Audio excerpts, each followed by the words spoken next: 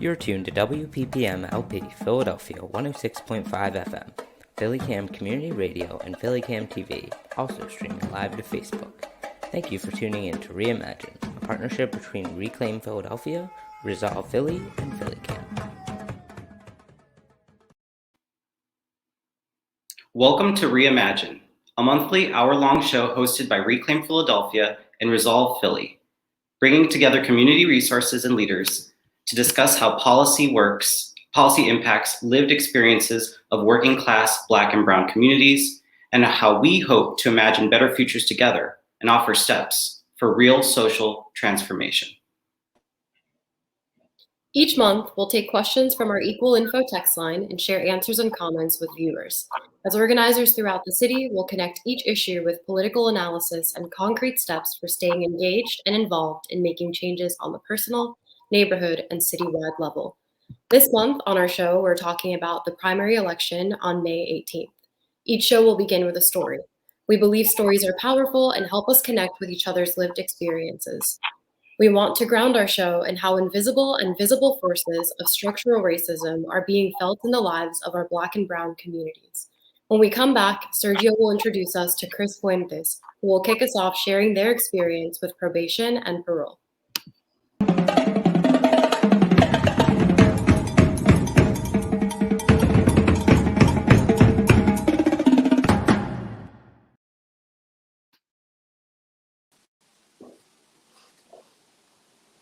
3 years ago, the Columbia University Justice Lab found that Philadelphia was the nation's most supervised of the big cities. 1 in 22 Philly adults were under state supervision.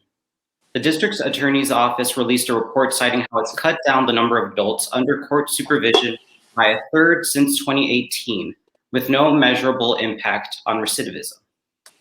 To talk more about this, I'd like to introduce y'all to Fuentes, who spoke at day one of the Judge Accountability Forum. Thank you so much for joining us, Chris. Can you tell me a little bit about yourself and what was your question at the forum? So pretty much my question, so my name is Christian. I go by he, him. I'm currently a student at Temple University, and I am formerly incarcerated, and I am currently on state parole. And pretty much the question was, what are these judges going to do to cut down on these long tails? So, like, let's say, for example, my sentence was a 3 to 8.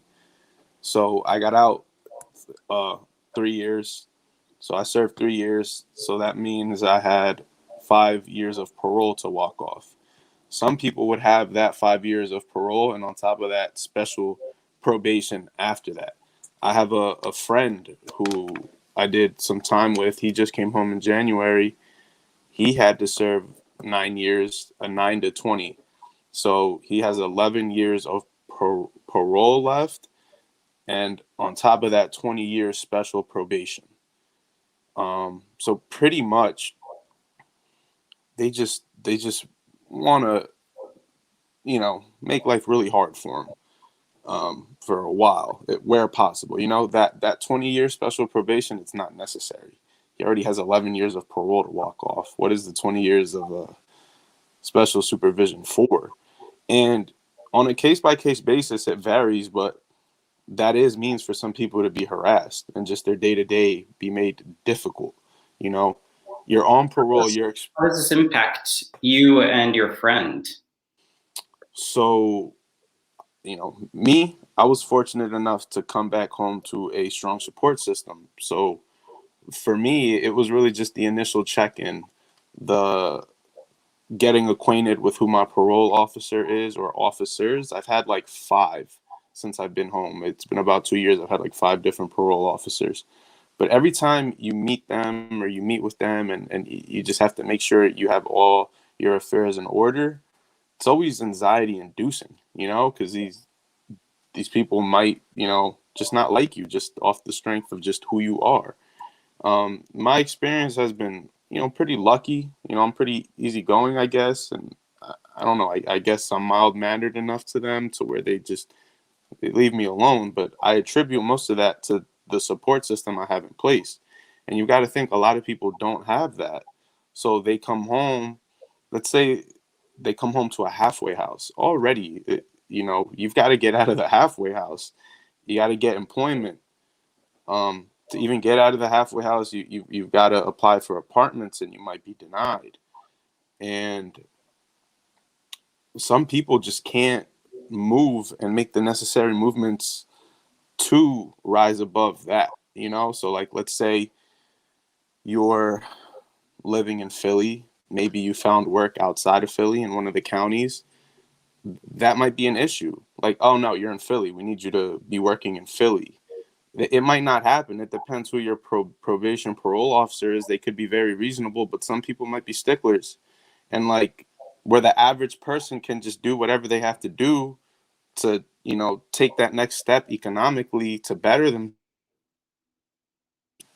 Under parole, there are rules, and sometimes very arbitrary in nature, that just doesn't allow you to move freely. And for a lot of people, it's like you're still, shackled. Even though you're free, you're not. And like I said, my experience has been relatively smooth. And I attribute that to the support system I had in place. But every time my parole officer contacts me like, hey, we're going to be at your house on this day, it still induces anxiety within me, and kind of reminds me like, oh, you're not free. Doesn't matter how you've been living your life, technically you're not free. And I can just imagine, someone who maybe never even had to do time in prison. They just have been on probation because they were told, like, we're going to cut you a break. Then they don't.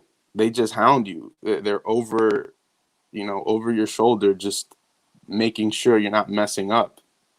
Like, I've met people in prison who would rather max out their sentence than have to deal with supervision.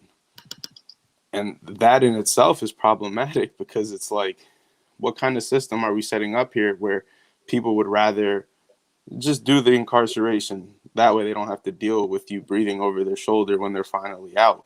But, that's a lot. And I think that really underlines like how important, the elections are when it comes to district attorney and judges. So I'm really glad that you asked this question.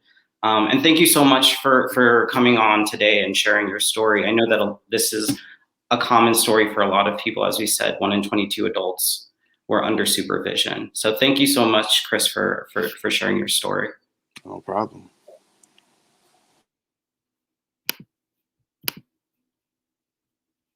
And thanks. And now we will go on to, thanks for joining us and setting the tone of this important discussion. We'll be right back with Resolve and jump into a topic from Equally Informed Line.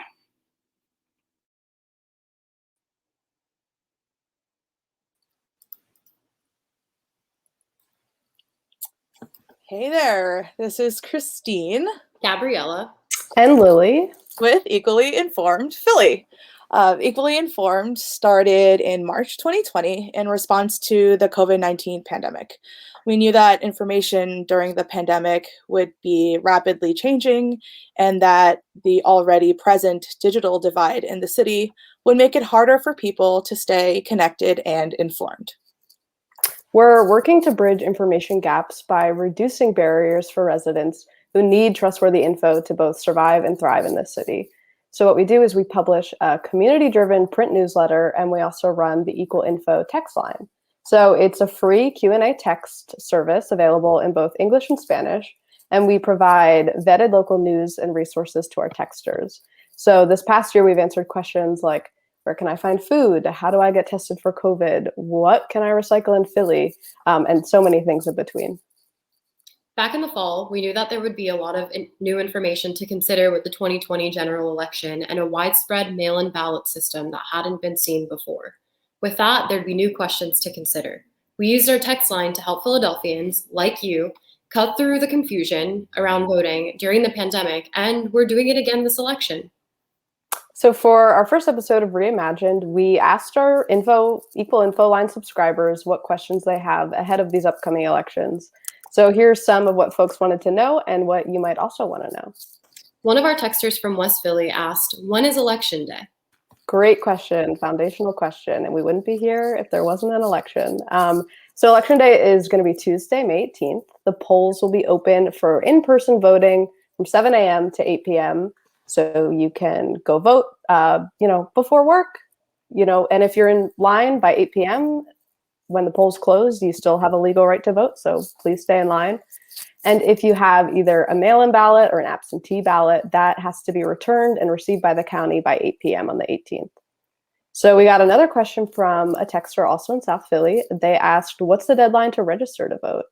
The deadline to register to vote is Monday, May 3rd. You can register online, by mail, in person at the county voter registration office, pen.dmvs, and other state government offices. In Philly, our county board of elections office is in City Hall, room 140. I'll be dropping links into the comments on the live stream over on our Facebook page at equalinfo215. When it comes to mail-in ballots, there's a lot people want to know. We had another texter from South Philly who asked, when's the last day to request a mail-in ballot? So the last day to apply for a mail-in ballot is going to be May 11th at 5 p.m. If you're going to apply online, we recommend doing that way before the 11th, just in case things get backed up with the mail again. Just so you have enough time to submit your application, receive your ballot in the mail, take the time to sit, fill it out, and then return it. So it takes a while. We recommend applying way before May 11th. A common theme that we found when we were asking our texters what they want to know about this election was people's confusion over whether anyone who's voted by mail in past elections, maybe this past fall, would those folks have to apply again for another mail-in ballot?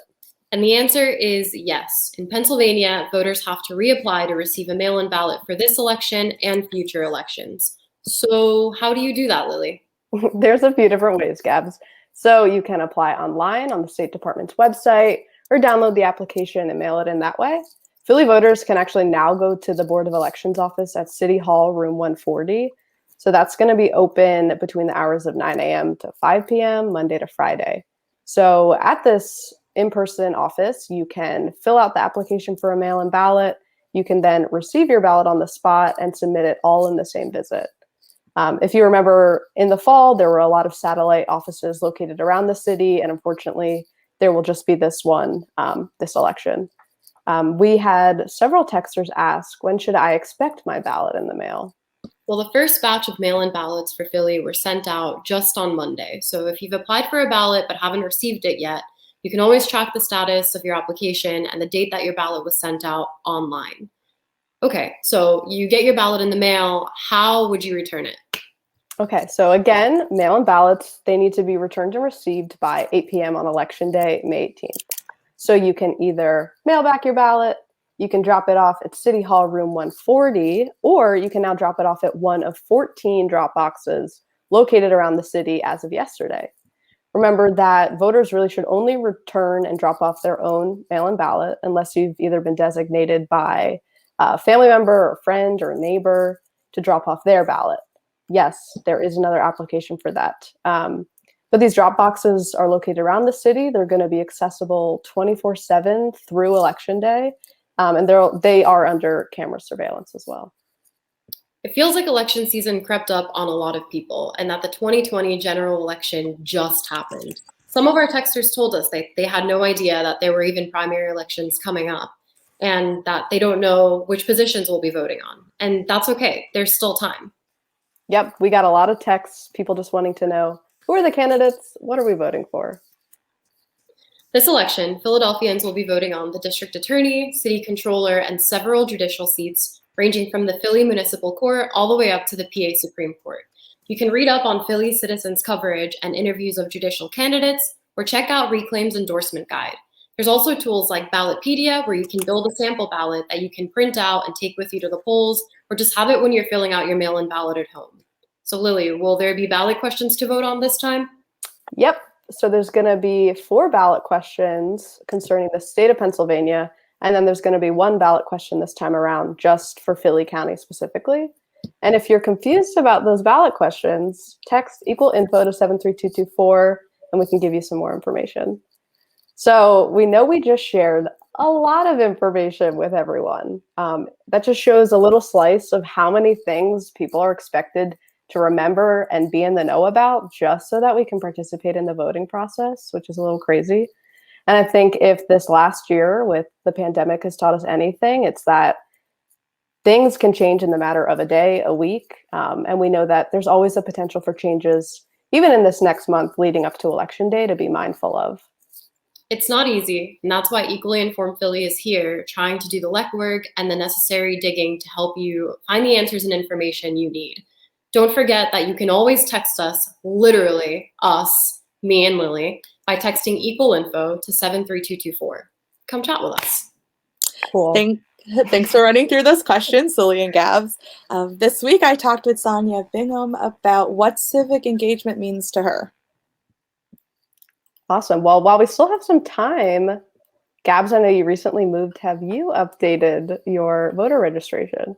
Yeah, great question. I actually moved, totally forgot to update it, was checking online like a mad woman, checking the status, ended up having to call my county elections office, and they were really helpful. I am now ready to vote in the primaries.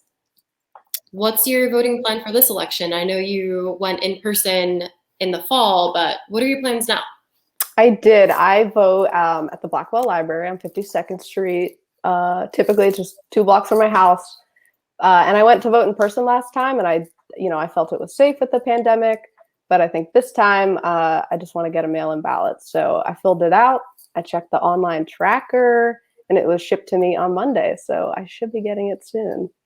Well, your girl is pretty new to Philly, so I still need to do my mail-in ballot, but that is what I am planning on doing, and that is what I am comfortable with. But it's great that we have all these different options, I think, out there for folks who want to do in person or for mailing.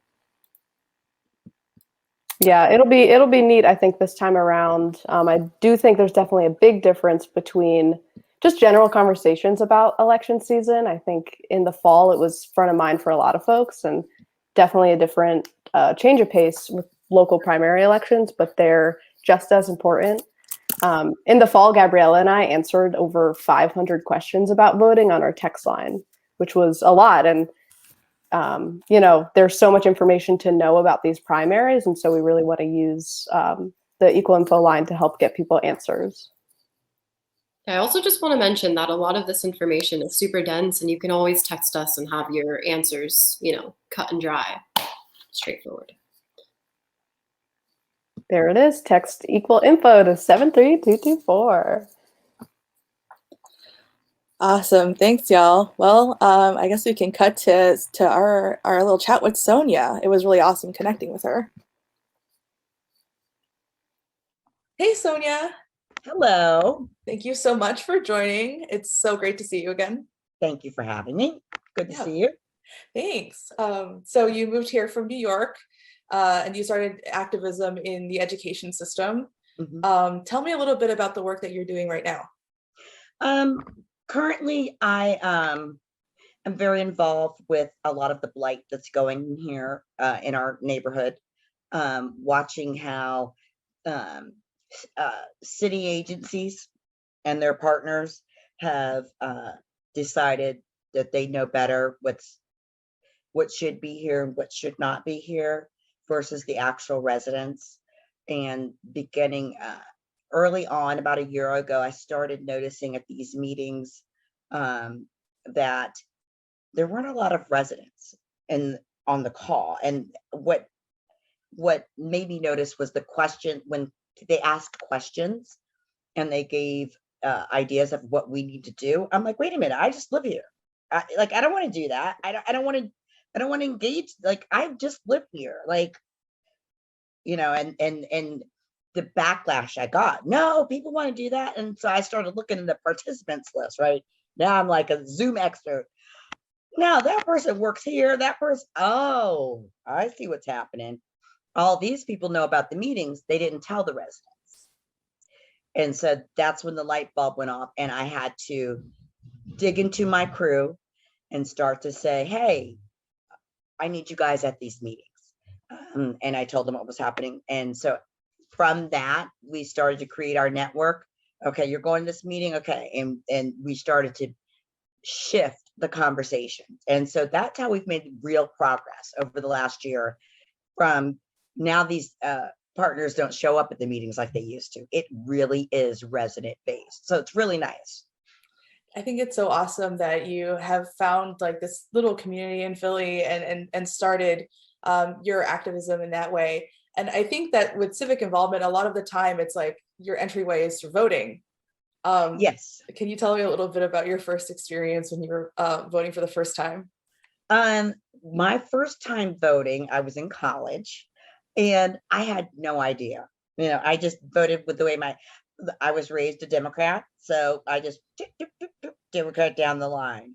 And I think most youth tend to vote in that manner, unless they are a little bit more guided in terms of how they think about politics at home, right? I think a lot of our young people were very fortunate to see a lot of things that have transpired over the last 4 years, and as to the importance of being involved. And so I'm hoping that that shift will happen with our younger generation and they become involved earlier. For sure. I mean, I'm pretty new to the Philly, like to South Philly and just like Philly generally. But during the general election, it was like all eyes on Philly, right? And I'm curious to know like what you think one the energy is and like how people can continue like their civic involvement during and voting for primaries, and if that energy is still the same thing from like general election into the primaries. I can tell you it's not. I'm very disappointed to see. And I think that unfortunately we haven't learned our lesson, right? We've seen the effects of not having proper leaders in right positions on a grand scale. And so that should let you know on a small scale what should happen, particularly in Philadelphia with the crime that we have, right? We have an opportunity to do something different with our district attorney's office. And I don't see any hype about the election on one side or the other. And it's very disturbing to me because what we do in May is going to pretty much determine and dictate what we're going to have for the next 4 years. And I don't think there's there's not enough attention on that. Yeah, absolutely. Is there any advice that you would want to give people who want to maintain that kind of civic involvement? I mean, with like elections, but also beyond elections, right? Well, I think that, there's several different dynamics that are involved with this. Communities of color typically determine election outcomes. So what you have is there being no real leadership and continuing that messaging. You're not going to get our vote if you don't do A, B, C, D. And making sure that people are paying attention, like the same energy we had, back in November needs to be consistent. And I know it's a lot to ask, but it won't be as traumatic if we are consistent, right? Like it's easier to keep a ship moving than it is to get it started after it crashes and to start to propel that thing forward. And so that's what I'm looking at right now. Like, I've talked to a couple of the candidates, and so I've asked some of my community members, like, what do you want? Who do you know about this one or that one? And they're like, well, we don't really know. And it's because the candidates don't think these populations are important. And so we really, there needs to be leadership and a focus on that. And I know life gets so crazy, but we really do have to start to make sure that we are empowering our people and making sure that they understand the power that they have, so that the attention and the focus, they can start to get the information. Because I see where the candidates go and they're not targeting the youth and the marginalized population. Yeah, I absolutely hear that. And you already seen that kind of trend happening in the general election, and it's true also locally. Yeah. Right. It all starts from home. Yeah. So thank you so much for speaking with us and helping us to get folks involved. Yeah, I am very appreciative, of the time that you gave me, and I'm just glad to know that you young bucks are out there, leading the charge and still involved and concerned. And I think that's a great place to start, and having these types of engagements and activities so that we can start to build that crest of that wave, so that we can have the type of engaged and informed decision making that's going to create the America that we all want it to be.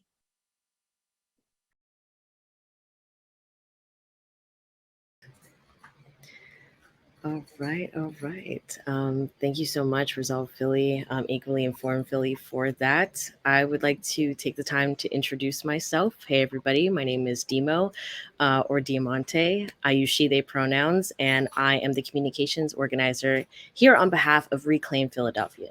Now, I didn't fully step into the organizer position, or the comms organizer position, rather, up until this past January. However, I have been involved with the Mass Liberation Task Force and have been able to be a part of amazing projects and campaigns. So I really want to shout out Aubriana Morgan and Katia Perez for the amazing leadership and work that y'all have been doing. So I would like to take this time to talk about the CURE report as we dive into a much needed conversation about the Judicial Accountability Table, otherwise known as the JAT. And we will also be reintroducing Sergio later. Oh, hey, Sergio. Hey there. All right. So without further ado, I would like to take this time to talk about the CURE report. From the streets to the ballot box, our communities have been searching for ways to combat systemic racism. And in the upcoming primary, registered voters will decide on judicial candidates at the municipal and state level. In Philadelphia, voters will get to choose judges to fill seats on the 1st Judicial District of PA, which is split into 2 courts, the Court of Common Pleas and the Municipal Court. Those judges are responsible for making decisions on matters of extraordinary importance to our communities. Many, if not most, of those decisions are directly impacted to low-income communities and mostly communities of color. But what does the 1st Judicial District been doing to address systemic racism within the courts? A study by the Center for Urban and Racial Equity, otherwise known as CURE, has found some disturbing findings. They found women of color, including sitting judges, have experienced bias and exclusion. Some have even faced death threats. Many sitting white judges and staff did not think structural racism was a problem or saw quote unquote reverse racism as equal to or more important than discrimination based on race. In addition, and contributing to systemic racism was a report's finding of favoritism and nepotism that were no doubt rooted in white supremacy as well. Even though CURE had asked that the report be shared, the 1st Judicial District's governing board voted not to make it public. It was released a year after Judge Karen Simons wrote a letter for pushing its release. She had received a racist and sexist note when she ran for president judge that was sent to her chamber. It read, "There will never be a Black expletive judge running our court. You won't be president judge." CURE's president said they stopped hearing from the courts after delivering the report, even though the contract cited ongoing training support. And last December, when City Council had hearings on the CURE report, Common Pleas President Judge I.D. Fox declined to testify. How can these courts treat citizens fairly and with justice if their own judges and staff are experiencing racism and discrimination? And what power do everyday voters in Philadelphia have when it comes to transforming the courts into one that centers racial equity? Now, I know that was a lot, and I would like to actually take this time to insert myself here at Reclaim. We also have organizer update reports, and usually with our organizer update reports, we drop political education as what I just bestowed onto y'all and push to the forefront, but we also try to tie in our personal stake when it comes to collective liberation as a whole. And for myself, as a product of the school to prison pipeline, and have seen the ways in which I can feel disenfranchised by electoral politics, I want to know ways to combat these institutions, and more so how to carry and amplify narratives that are essential when it comes to talking about judicial accountability when it comes to upcoming races surrounding the district attorney and also the Court of Common Pleas and municipal courts. Now, without further ado, I'd like to bring back Sergio Saya into this conversation to talk about judicial elections. Sergio has been working with organization Reclaim all over the city to bring attention to these little-known races as a part of the JAT, otherwise known as the Judicial Accountability Table. So, welcome back, Sergio. Hey, well, I'm glad to be on the other side. Yeah, absolutely. So the first question I want to ask you is, what is the JAT and how did it get started? Yeah, so the JAT, as you noted, stands for the Judge Accountability Table. It's a coalition of over a dozen, honestly, probably closer to 20 now, community organizations and open wards that are united by a shared goal of holding judicial candidates accountable to a vision of equity for all of Philly's communities. So this was started in 2019 prior to the judicial elections that year. It was started by our previous mass liberation organizer, Rick Krajewski, who has now been elected as state representative in the 188th district in West Philly. He assembled this coalition of leaders from across the city who understood how these races had impacted people in their lives and the people that they served. And the JAT got together, they created a platform, and then they set out to create questionnaires rooted around that platform, and we sent those out to all of the candidates in the previous election. So like it was over 40, I think, judicial candidates at the time in the 2019 race. And also, in addition, like the JAT had a public Judge the Judges forum in Center City, where folks impacted by the carceral system posed questions to the judges in a real power reversal. This was really empowering for folks who felt at the mercy of the courts last time they were in front of a judge.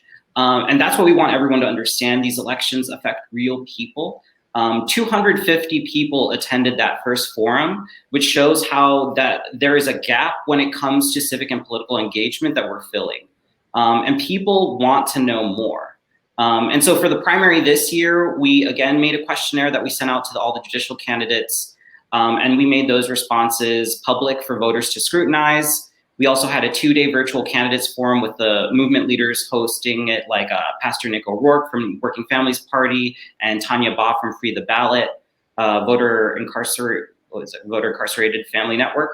And we also had performances from artists like Black Rap Medusa and Nick Lopez Rodriguez, because these are a little stale, kind of boring things, and we do want to bring some joy into it. We do want to bring some art and get folks invested. And they did some original pieces along the themes of mass liberation. And while the JAT doesn't endorse candidates, we do want people to be as informed as possible and to understand that the people who fill these seats on our courts should have a shared sense of justice, rooted in fairness and empathy. Too often our society treats people, and often people of color, immigrants, poor working class people, as disposable. We want judges who understand that no one is disposable. Yeah, absolutely. And thank you so much for that overview. You talked a little bit before about the platform that is put out. Yeah. What does the JAT platform call for? Yeah, I love this platform, and it's on the website, judgeaccountabilitytable.com. But it calls for ending the use of cash bail, electronic monitoring, and risk assessments in favor of open-air surveillance. We want judges to not stand in the way of justice by honoring agreements between defendants and the DEA's office. So things like, Chris, we were talking about earlier, when it comes to probation and parole, we could have a DA that's in line with our values, but the judges, and they could say, I want this much time, and the judges will want more, and they'll ignore what the DA's office says. We want judges to be, like I said, focused on probation and parole reform, investments in rehabilitation, not retribution. We want judges to think about how we need to be decriminalizing sex work and drug use and not focusing on it. We need to get ICE out of courts, because we know so many undocumented immigrants are targeted just when they are showing up to the courts. We want to make Philly a model of fairness by reducing incarceration and inequities in sentencing and conviction. And we want judges to contextualize existing criminal justice data, because, things are operating under systemic racism, so we want folks to understand it. And we want them to commit to transparency around policy moving forward. Right. Okay. And for me, I always thought judges had to be impartial or neutral. So why did they run in partisan elections? Yeah, so this is a little weird. I know it's not the case in every state, but Pennsylvania moved from an appointed system to the partisan system we have now in an election in 1850. And in 1969, voters were asked to decide whether we wanted to go back to the appointed version, to return that previous system, and voters said no. So here we are, where we get to vote on judges. But I will tell you that appearing impartial is still important for a lot of judicial candidates. I know for a lot of folks who maybe watch like the Supreme Court justice hearings and heard so many candidates saying like, I can't answer that, I can't answer that. You'll get a lot of that similarly in these court races. You know, they use it a lot of times to avoid direct responses on certain positions. So at the JAT, we try to get them to take firm stances and ask questions about their values to get a better sense of what kind of judge they'd be if they won their race and were seated on these courts. Okay. And for judicial terms, is there a specific like cutoff, and what's their pay? Yeah, so I think municipal court judges serve for 6 years, and common court judges serve 10-year terms. They make between, I think, $178,000 and $183,000. Like, last time I checked, that's how much they were working, depending on the court that you are elected into. So that's a lot of money.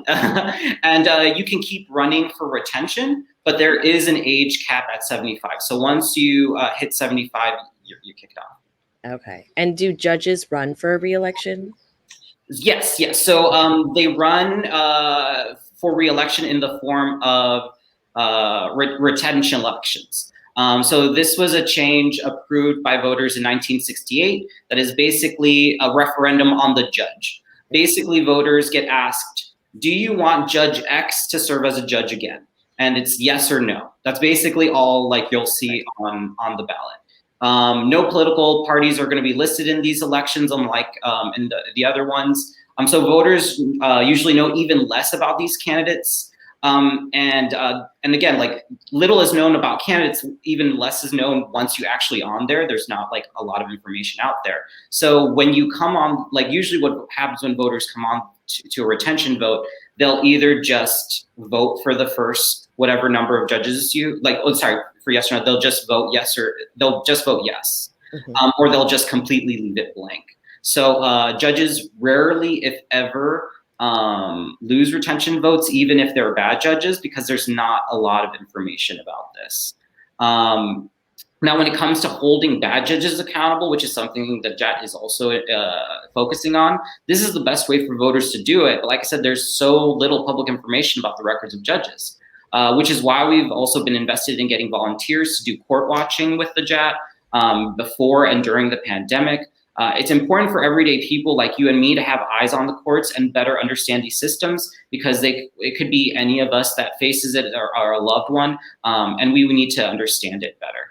Yeah, absolutely. And I want to just touch upon something you mentioned earlier, that they don't list a political party for an election. So what role do political parties have, if any, within these elections? So for the retention votes, political parties aren't listed, but in these primary elections, these are partisan, and so people are going to be running with a party. Statewide, it's a different story when it comes to political parties and the role they play. But in Philadelphia, Democrats outnumber Republicans 7-1. So what that means is that if you're a Republican candidate and you win the primary, there is just no way you can win the general with those numbers, which is why you see 0 Republican candidates running in the city judicial races this year. Candidates can cross-file in these races, which means that they can run in the same race as both a Democrat and Republican. This is something that we actually saw a candidate in the previous judicial election do. It was Beth Grossman. And she is, as some of y'all might remember, she was the Republican candidate for district attorney in the previous general election against Larry Krasner when he first won, and now he's the DA. But it is this interesting thing, like you can run as both a Republican and a Democrat, and you'll be in both of those on the ballot. Some candidates will run for both Court of Common Pleas and municipal court. There was one primary where there was a candidate running for city council municipal court and court of common pleas. So it's just like, make up your mind. But yeah, another thing that because of the way that it's skewed in this city, the Democratic City Committee and individual wards hold enormous power when it comes to who they endorse and who they put on the little ballot flyers handed out to voters at the polls on election day. So like you or me, like if we don't know a lot about elections, we go into the poll and there's going to be somebody at like outside who hands you this piece of paper and it says like official Democratic Party ballot, this is who we want. And if you don't know anything, you're just like, yeah, I want to support the Democrats. And maybe it's a committee person there who's giving it to you. Maybe it's a ward leader. So you think that you have some trust. You're going to believe whatever they want you to say. And like, you don't have the time to look up this stuff. So that's how they have a lot of power. Unfortunately, who the party or ward leaders endorsed isn't always based on record and or our shared values. Similar to the CURE report findings, nepotism and personal relationships with people in power can play a huge role. And for too many, the question is how much money can candidates dole out to individual wards or parties or things like that. So we do have a conversation looking more at like finances in these races and how to make it more transparent and fair. Right. Wow. Thank you for that. And I know you kind of touched upon this earlier as well, but what does running for judge look like and how do candidates normally respond? Yeah, I can tell you that most candidates I talk to, judicial candidates, think the whole thing is ridiculous. They are serious lawyer types who never saw having to run for office as part of their career. So it can be really awkward for a lot of people. It requires building relationships. And that's why you'll see like some judges run every judicial election because you do build up relationships with people each time you run. And then hopefully you get more people to support you. And that makes it your chances of winning greater. So you build relationships by attending a lot of ward meetings, community organization meetings, RCOs many times have forums that candidates will attend. Usually because of the volume of candidates, so many people run for these races. It's been less this time, but usually, like I said, last time we sent out the questionnaires to like 40 people. Mm-hmm. The most you usually hear, like at a typical forum with that many people, is like a 2 to 3 minute stump speech from a candidate, and them saying like, "Any questions?"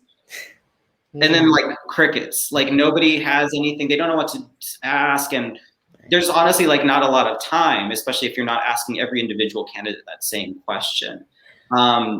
Candidates first have to get on the ballot also, and they do that by collecting petitions from voters like any kind of candidate for office does. If any of those petitions look funny or you didn't fill it out properly, you could be booted off the ballot even after you put in all of this work. And Democratic ward leader Lou Ager challenged about half a dozen judicial candidate petitions in these races in the primary and successfully removed many of them. So that's like another thing. You got to like watch your petitions. You got to be on it. The other quirky thing about this race is the power of the ballot position. So state law requires random drawing of lots to determine ballot positions. And studies have shown that drawing the top placement number is more important for your chances of winning a race than a recommendation from the Philly Bar Association, which reviews and recommends judges, or an endorsement from the Democratic Party, which I just told you has a lot of power because they got all those ballots. Yeah. But because these races are so low information, people usually just blindly vote for the first names that appear on the ballot. That's also why you get a lot of mediocre candidates willing to play the lottery game for a cushy paid job that you're almost guaranteed to stay in till you're possibly 75. So you'll have some candidates who are like, I got number 1 or 2. It doesn't matter if I'm not recommended. Doesn't matter if the Democratic Party or community organizations don't support me. I could still win this just because of my number. So yeah. Wow. Yeah, no, that's definitely a lot of important information. And for me personally, I've been affected and I've seen my communities affected by cash bail and, you know, the issues that go on specifically in Black and Brown communities, unfortunately, because of just abuse of power overall. And so my question to you is, how can I learn what candidates feel around topics like this? Yeah, so Unfortunately, there's not a lot of places that you can go for this kind of information. That's why the JAT like really is trying to like lean in and like fill that gap. The Philly Bar does release recommendations. You can see them on their website, like see who's been recommended or who isn't recommended. They unfortunately don't publicize like what that's based off of. Like we don't see any questionnaires or things like that. We don't find out what their interview process is like. But like I said, this is why I'm glad JAT is around, because we want to be able to serve as an important tool when it comes to deciding these things. So we do ask the candidates these questions both in the forum. We had a 2-day forum that I mentioned earlier. And we also had the questionnaire that is informed by the platform that I mentioned that does talk about things like cash bail and parole and things like that. So for folks who are interested in learning more about that, I really suggest going and checking out the JAT website, and that's judgeaccountabilitytable.org. Again, that's judgeaccountabilitytable.org. And you can read all of the questionnaire responses there from the candidates. I think only like maybe 3 didn't respond. They also weren't recommended by the bar, I think. But most of all the candidates have responded, so you can peruse them, you can scrutinize them, you can get a better feel of who the candidates want. What kind of candidates they are. And I also suggest following the Judge Accountability Table on Facebook and Twitter. It's at the Judges on both of those. On the Facebook, you can see full streams of the 2-day candidate forum. Like I said, it was like not your typical candidate forum. You got performances, you got people impacted by it. And I'm really looking forward to some folks, like I said, like court watching is going to be important.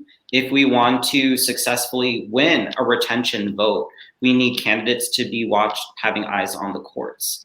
And we need folks to like equally informed and resolve. Philly mentioned earlier, we need you to be registered.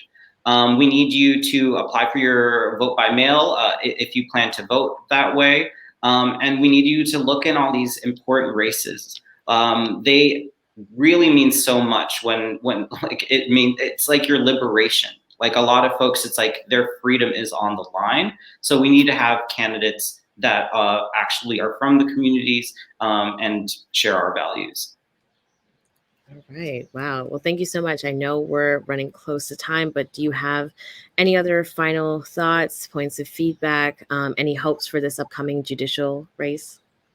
Yeah, I mean, I'm hopeful that we'll endorse some candidates that like really care about the things that we care about and are brave enough to take these bold stances. There is a chance that we could elect the first Black gay judge in the city's history. That's Greg Yorgi-Gertie, who is running for a seat on the municipal court. I know Out Magazine recently did a profile on him because of that could be a historic thing.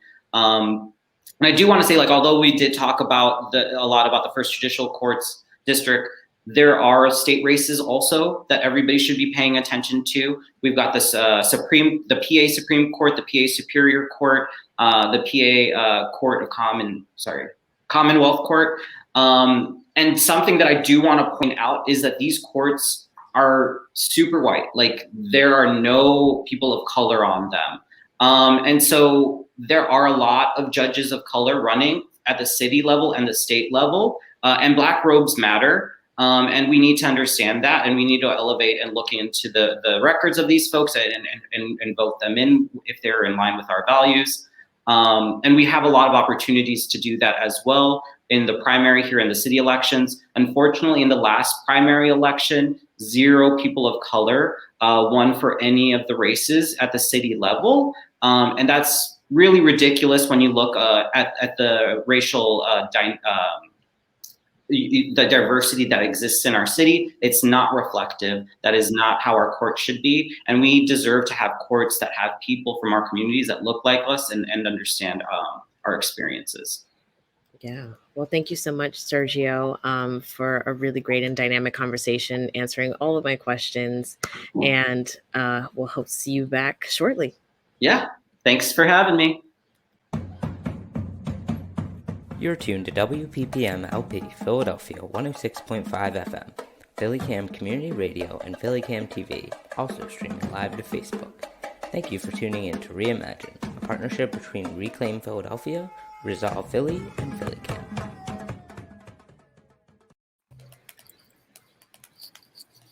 All right, let's reflect. I mean, just listening to Reclaim folks talking especially about the judicial races coming up, I feel like I am learning so much. And just to echo Sergio, you called it like it is, mediocre candidates, and they're able to run because people aren't as informed about who these people are, what they stand for.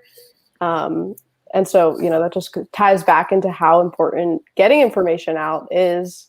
But just like breaking down the jargon that exists. I think doing this work through the text line and only having, so much space to be able to explain some really complicated things through text messaging has been an interesting learning experience for me.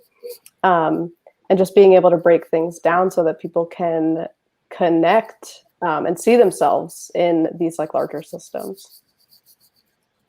Yeah, absolutely. And just to even point out what are the important narratives that we have to really push to the forefront, right? I think like Sergio hit a really important point in the fact that most of the time candidates don't often reflect the cities that they come from, and they're trying to push their stance or platform, the core issues that affect a lot of people. But it really is important to also hone in on how does representation fit into this, and how can folks like myself who don't really have a lot of background information on this can become more aware and become more educated, so that way we can redistribute that information back to our communities essentially. Yeah, it's pretty interesting. I think having coming from a very more or less traditional journalism background, and then trying to put that kind of community engagement aspect into newsrooms, and then just seeing how larger information systems. I don't think people necessarily think about information systems in their everyday life, and I think one thing that we're trying to do a little bit more is to talk about information access with language. And language access, and I think it moves beyond, I think, just translation.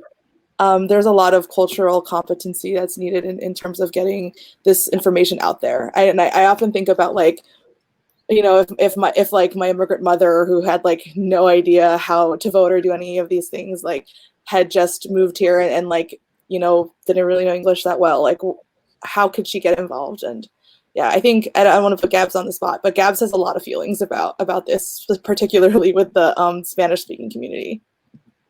Yeah, and obviously language accessibility is a huge issue all across the country, not only in Philadelphia. And I mean, general election was actually covered pretty well, but primary election, just there really isn't any information in Spanish that's out there. We did recently have Aldea translate a guide, which is actually pretty great. But again, as Lily mentioned, just the jargon that's used isn't really explained all that well for even me, I'm not too familiar with the primary election. This is my first time actually looking into it and even participating, because I used to be independent, and just even learning that has been huge. I'm learning as we go along. That's interesting, because in Philadelphia, independents actually outnumber Republicans. That's kind of part of the reason that we have a Working Families Party candidate on city council, because there were enough Democrats and independents that joined in it and voted for that candidate. I think it's really important that we're having this conversation in light of the recent events from yesterday. I think that there's been an enormous spotlight on the courts, on district attorney, and what that means when it comes to issues like Black Lives Matter. And I think that these grassroots movements are having people take a closer look at these important races on these important offices.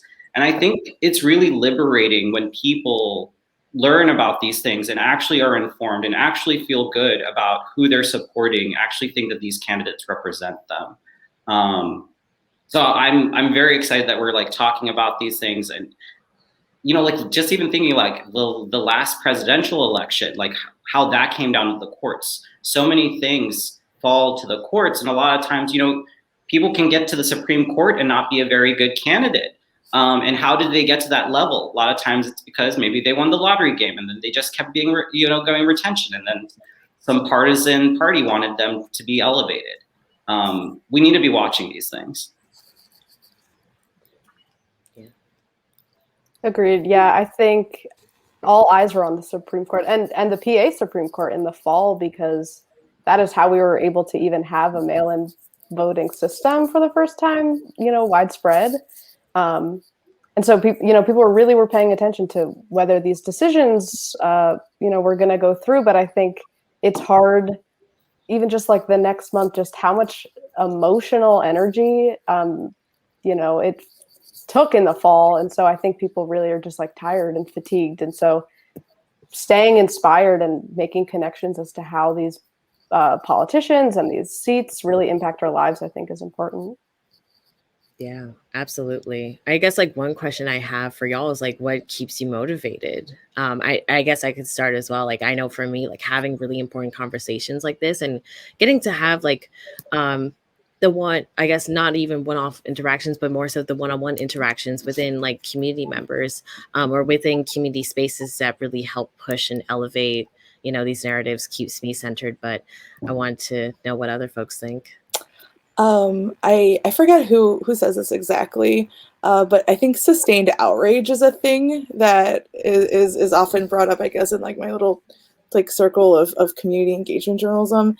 And I think it's just kind of looking at like how messed up things are and then like encouraging everyone else to be like, hey, like, yeah, everything kind of like, you know, it feels like everything sucks right now, but like you're not always powerless. And I think it's also looking and always searching for that kind of hope to improve the world in that way. I know it sounds like very, very like unicorn in the sky kind of situation, but I think like, I don't know, like you sometimes you need that, you know? Yeah, this last year especially, I mean, everyone has felt very alone. I think every day feels the same. It's hard to even think about what the next week, the next month, the next race is going to look like. And so having community is really important. I mean, my amazing coworkers, I loved like getting to meet Reclaim folks, and then talking with people on the text line is a lot of fun. I mean, we just asked folks, hey, there's this election coming up. And some people were honest and said, I have no idea that this is even happening. I like that honesty. I think people should be okay to say that I don't know everything. We don't know everything, but there's always opportunity to learn. So that's keeping me optimistic. Connections.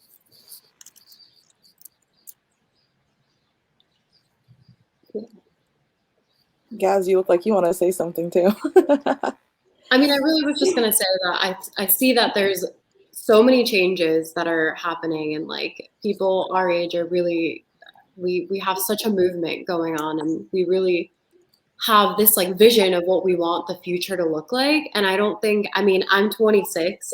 I'm sure that I haven't seen most of what I'll see in my life, but I just think we're making some incredible changes, and that's what motivates me to want to know more about how to continue to make these changes and how to, you know, make the future a better place for everyone, not just for us.